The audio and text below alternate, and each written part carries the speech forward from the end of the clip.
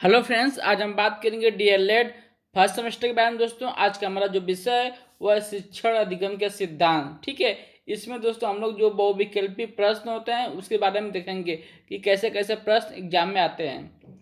अगर आप मेरे चैनल पर नए हैं तो मेरे चैनल को सब्सक्राइब भी कर लीजिए दोस्तों, क्योंकि मैं आप लोगों के लिए ऐसे वीडियो बनाता रहता हूँ। चलिए हम लोग स्टार्ट करते हैं। इसमें जो पहला प्रश्न है, शिक्षण की प्रकृति कैसी है। इसमें दोस्तों पहला ऑप्शन दिया है कि कला, दूसरा है विज्ञान, आपका सी कला एवं विज्ञान दोनों, इनमें से कोई नहीं। तो दोस्तों इसमें से आपका ऑप्शन नंबर सी एकदम सही हो जाएगा। ठीक है, जो शिक्षण की प्रकृति दोस्तों कैसी है, वो कला एवं विज्ञान दोनों से है। आप देखेंगे नेक्स्ट प्रश्न। इसमें प्रश्न पूछा शिक्षा के प्रभावित करने वाले कारक हैं।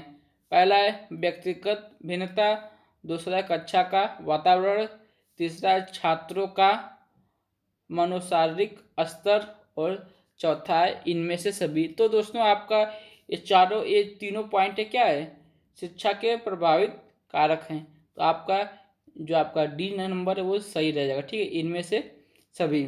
नेक्स्ट प्रश्न देखेंगे। इसमें प्रश्न पूछा है कि शिक्षण की प्रमुख क्रिया क्या है। शिक्षण पूछा, ठीक है। पहला आपका है प्रदर्शन, दूसरा है प्रस्तुतिकरण, तीसरा आपका है क्या है क्रियान्वयन है, और चौथा ये सभी। तो दोस्तों जो शिक्षण की प्रमुख क्रियाएं इसमें से ये तीनों आएंगे, इसीलिए आपका ऑप्शन नंबर डी एकदम करेक्ट होगा। जो क्वेश्चन नंबर 4 में पूछा है कि संप्रेषण के घटक कितने हैं। तो दोस्तों जो संप्रेषण के घटक होते हैं वो कितने होते हैं, वो 5 होते हैं। आप देखते हैं हम लोग नेक्स्ट क्वेश्चन के ऊपर। इसमें प्रश्न पूछा है कि संप्रेषण का कार्य है। पहला ऑप्शन दिया है ज्ञानेंद्रियों को क्रियाशील करना है, दूसरा है कर्मेंद्रियों को क्रियाशील करना, तीसरा आपका अनुभूति करना, और चौथा आपको दिया है इनमें से सभी।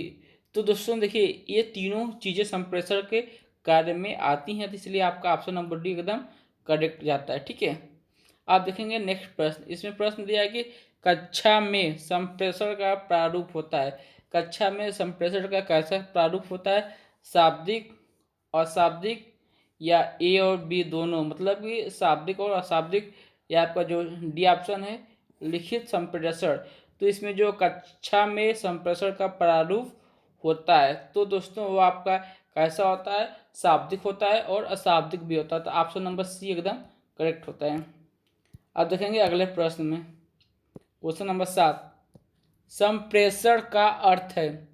तो इसमें पूछा कि संप्रेषण का अर्थ क्या है, विचारों का सुनना, विचारों को गहनता, और आपका तीसरा दिया है कि परस्पर विचारों एवं भावनाओं की साझेदारी करना, चौथा आपका लिखित संप्रेषण। तो दोस्तों इसमें ऑप्शन नंबर सी एकदम क्या होता है, करेक्ट होता है। ठीक है, ये संप्रेषण का जो अर्थ है परस्पर विचारों एवं भावनाओं की साझेदारी करना।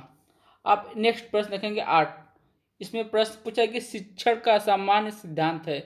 शिक्षण का आपका सामान्य सिद्धांत क्या है, प्रेरणा का सिद्धांत, आपका सेकेंड है रुचि का सिद्धांत, तीसरा है ए एवं बी दोनों, और चौथा इनमें से कोई नहीं। तो आपका ऑप्शन नंबर सी एकदम करेक्ट जाएगा, ए और बी दोनों, प्रेरणा का सिद्धांत और रुचि का सिद्धांत, ये सब शिक्षण के सामान्य सिद्धांत में आते हैं। ठीक है, शिक्षण के जितने भी सिद्धांत आप उसको याद कर लीजिएगा। नेक्स्ट प्रश्न देखेंगे कि शिक्षण सूत्र का प्रभाव पड़ता है शिक्षण पर, शिक्षक पर, शिक्षार्थी पर, या आपका चौथा दिया है पाठ्यक्रम पर। ठीक है, तो दोस्तों जो शिक्षण सूत्र का प्रभाव जो शिक्षण का कार्य होता है उसी पर तो पड़ेगा, मतलब कि ये आपका ऑप्शन नंबर ए एकदम करेक्ट होता है। शिक्षण के ऊपर ही शिक्षण सूत्र का प्रभाव पड़ता है। नेक्स्ट प्रश्न देख लेते हैं कि पूर्व से अंश की ओर शिक्षण सूत्र आधारित है। तो पहला ऑप्शन दिया कि जीव मनोविज्ञान पर, आपका सेकेंड है गेस्टाल्ट मनोविज्ञान पर, तो आपका सी है प्राणी विज्ञान पर, चौथा है बाल मनोविज्ञान पर। तो इसमें जो पूर्व से अंश की ओर ये जो शिक्षण सूत्र है यह गेस्टाल्ट, ठीक है, मनोविज्ञान पर आधारित है। आप देखेंगे क्वेश्चन नंबर 11। इसमें क्या प्रश्न पूछा है कि बाल मनोविज्ञान के व्यवहार का वैज्ञानिक अध्ययन किया जाता है। बाल मनोविज्ञान में शिक्षा या शिक्षक मनोविज्ञान में, किशोर मनोविज्ञान में, उपयुक्त में से कोई नहीं। तो दोस्तों ये आप लोगों को मालूम होगा किसमें होता है, ये बाल मनोविज्ञान में। अब देखेंगे हम लोग अगले प्रश्न के ऊपर। इसमें प्रश्न पूछा कि संप्रेषण एक प्रक्रिया है, क्या है?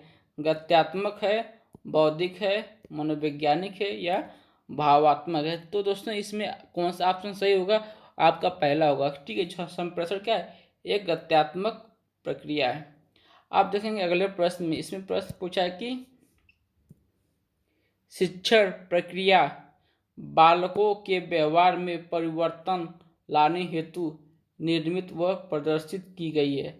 ठीक है, ये परिभाषा किसने दिया है कि शिक्षण प्रक्रिया बालकों के व्यवहार में परिवर्तन लाने हेतु निर्मित व प्रदर्शित की गई है? पहला है क्लार्क, दूसरा है रायबर्न, तीसरा है B.O. स्मिथ और आपका चौथा कौन सा है? वो ब्रूनर। ठीक है, तो इसमें से आपका कौन सा ऑप्शन सही होता है?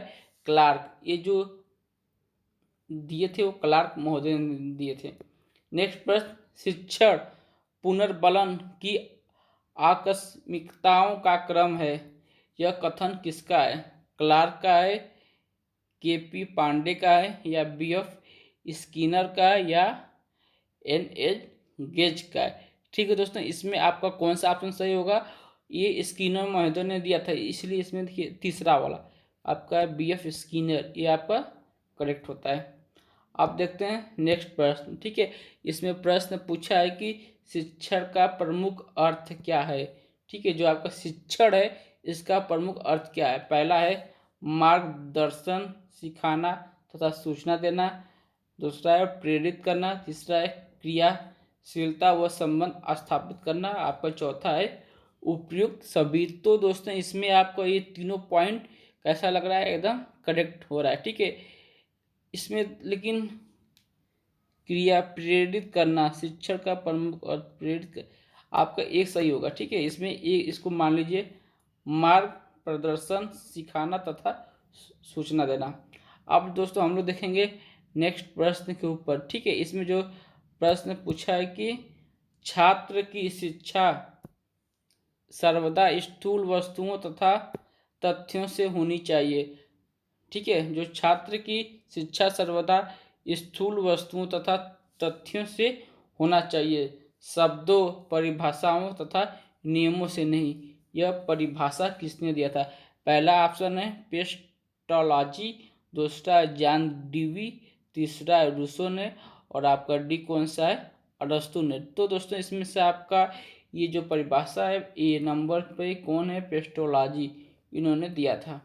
अब देखते हैं नेक्स्ट प्रश्न। इसमें प्रश्न पूछा है कि करके सीखने के सिद्धांत पर आधारित शिक्षण विधि है। ठीक है, इसमें कौन से? पहला ऑप्शन दिया है किंडरगार्टन, दूसरा मॉन्टेसरी विधि, तीसरा आपका डाल्टन और आप चौथा में दिया है उपयुक्त सभी।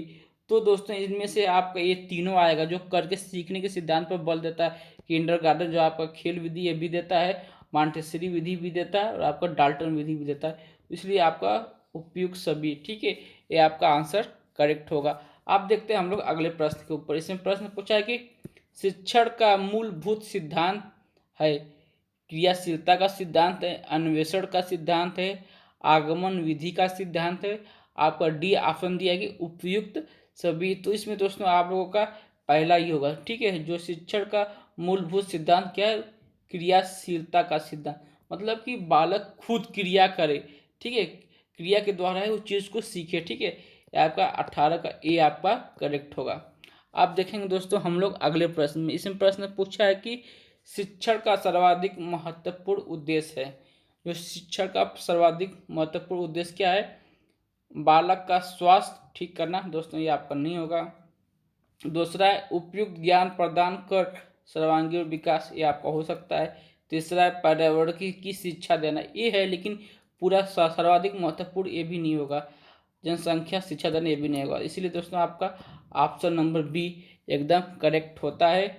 आप देखते हैं नेक्स्ट प्रश्न। इसमें प्रश्न पूछा कि वैयक्तिक संप्रेषण का उद्देश्य है। पहला दिया है कि छात्रों में वैयक्तिक विभिन्नताएं होती हैं, आपका दूसरा है छात्रों की विशिष्ट योग्यताएं और व्यक्तित्व का विकास होता है, आपका तीसरा साधारण बालकों के लिए व्यक्तिगत शिक्षण आवश्यक है और चौथा है आपका ऑप्शन नंबर डी, ये तीनों सही हैं। ठीक है दोस्तों, आपको ये देखिए पहला है छात्रों में व्यक्तिगत विभिन्नताएं होती हैं, सही है। आपका बी, बालकों की विशिष्ट योग्यताएं और व्यक्तित्व का विकास होता है, सही। मतलब कि आपका जो ऑप्शन नंबर डी, ठीक है, ये आपका एकदम करेक्ट होता है, उपयुक्त सभी। नेक्स्ट प्रश्न जो पूछ रहा है कि संप्रेषण के लिए कक्षा का वातावरण होना चाहिए सौहार्दपूर्ण होना चाहिए, नीरस होना चाहिए, अनुशासनात्मक होना चाहिए या प्रकाशपूर्ण होना चाहिए। तो दोस्तों आपका ये पहला सही होता है, सौहार्दपूर्ण होना चाहिए, ठीक है। अब नेक्स्ट प्रश्न देखेंगे। इसमें प्रश्न पूछा है कि शिक्षण प्रक्रिया में समाहित प्रक्रिया होती है। जो शिक्षण प्रक्रिया है इसमें कितनी समाहित प्रक्रिया होती है, ठीक है। इसमें ऑप्शन दिया 2, 3, 4 या 5, ठीक है। तो दोस्तों इसमें कितनी होती है, 3 होती हैं। अब देखेंगे हम लोग नेक्स्ट प्रश्न पे। प्रश्न क्या पूछा है कि शिक्षण अधिगम हेतु दिया गया उद्दीपन, मार्गदर्शन, दिशा बोध और प्रोत्साहन है, ये कथन किसने दिया है। पहला है बर्टन ने, दूसरा रॉबर्ट ने, तीसरा है एंडरसन ने और चौथा आपका है रेमंड ने, ठीक है। तो इसमें से दोस्तों आपका कौन सा ही होता है, वह ए, ठीक है, बर्टन महोदय ने दिया था। अब देखते हैं नेक्स्ट प्रश्न। इसमें प्रश्न क्या पूछा है कि शिक्षण करते समय ध्यान रखना चाहिए पाठ वस्तुओं का, समय अवधि का तो नहीं होना चाहिए, तीसरा बच्चों की रुचि व मानसिक स्तर का, ये आपका सही होता है, और चौथा परीक्षा का। मतलब आपका ऑप्शन नंबर सी एकदम करेक्ट होता है। आप देखते हैं क्वेश्चन नंबर 25। इसमें प्रश्न पूछा कि संप्रेषण की प्रक्रिया होती है, एक पक्षी होती है, द्विपक्षी होती है, एक पक्षी व द्विपक्षी दोनों होती है, या उपयुक्त में से कोई नहीं, ठीक है दोस्तों। इसमें आपका ऑप्शन नंबर 20 सही होगा, क्योंकि संप्रेषण कैसे होती है, द्विपक्षी होती है, क्योंकि एक पक्षी होगा तो संप्रेषण आपका अधूरा माना जाएगा। नेक्स्ट प्रश्न देखेंगे। इसमें प्रश्न पूछा कि शिक्षण का सामान्य सिद्धांत नहीं है, क्रियाशीलता का सिद्धांत, रुचि का सिद्धांत, नियोजन का सिद्धांत या परिणाम का सिद्धांत। तो दोस्तों इसमें से आपका क्रियाशीलता का सिद्धांत है, नियोजन का सिद्धांत और क्या है, रुचि का सिद्धांत, ठीक है। इसमें ऑप्शन नंबर जो डी है यह परिणाम का सिद्धांत नहीं है। अब देखेंगे अगले प्रश्न में हम लोग देखेंगे कि निम्नलिखित में से उपयुक्त शिक्षण सूत्र है, ठीक है। शिक्षण सूत्र है अज्ञात से ज्ञात की ओर, ठीक है। ये दोस्तों क्या होगा आपका, ज्ञात से अज्ञात की ओर, अज्ञात की ओर होता है, ठीक है। अब देखिए सूक्ष्म से स्थूल की ओर, और आप तीसरा आपका है मूर्त से अमूर्त की ओर, और आप चौथा आपका है अंश से पूर्व की ओर, ठीक है। तो दोस्तों इसमें आपका कौन सा सही होगा।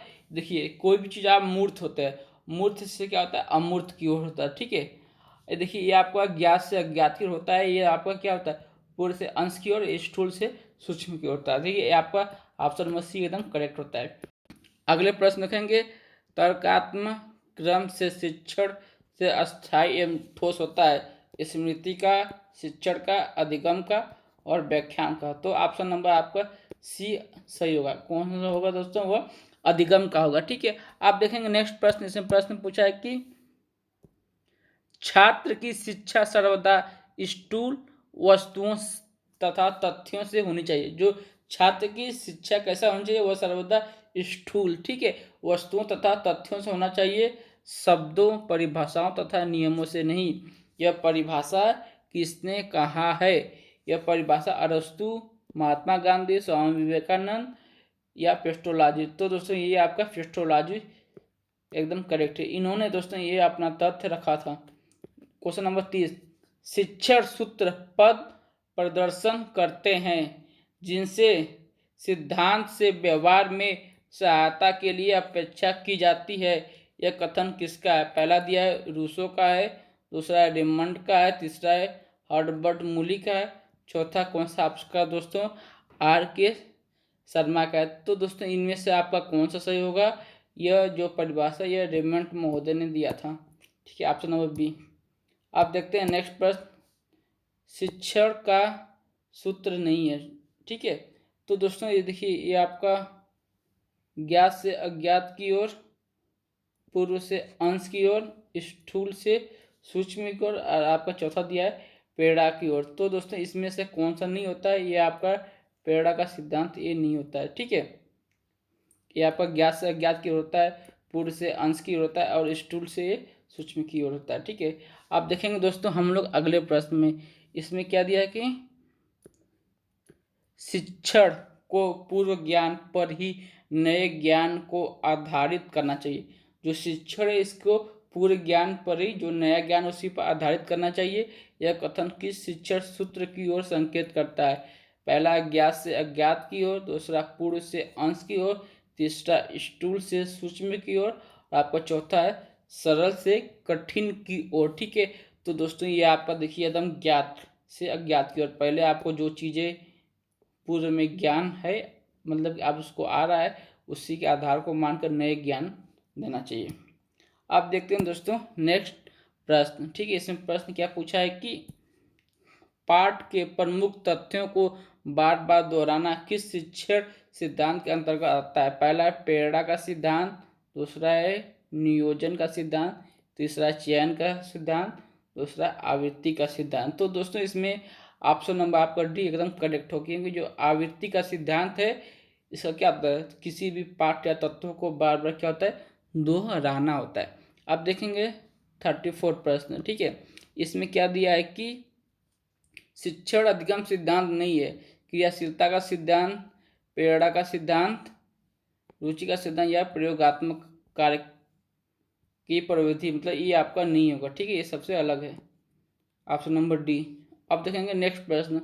इसमें पूछा है कि संप्रेषण के घटक हैं प्रेषक, ठीक है, जो आपका टीचर का कार्य करता है, आपका ग्राही जो आपका एक छात्र का कार्य करता है, संदेश या ये आपका पाठ्यक्रम का कार्य करता है। ये आपका उपयुक्त सही होगा। ठीक है, तो दोस्तों ये मेरा वीडियो यहीं पे कंप्लीट होता है। आपको मेरा वीडियो कैसा लगा कमेंट करके जरूर बताइएगा।